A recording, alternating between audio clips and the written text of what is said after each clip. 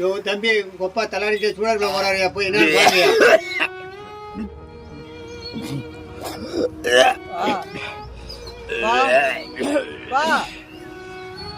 என்னப்பா அப்படி பண்ற?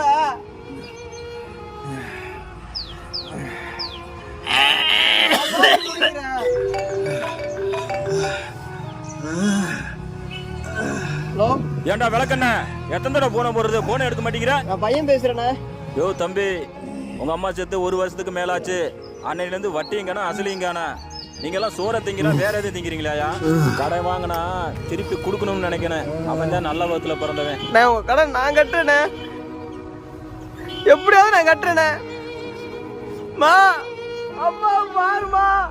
தந்தை தன் கடமையை செய்ய தவறிவிட்டால் அது பிள்ளைகளை போய்தான் சேரும்.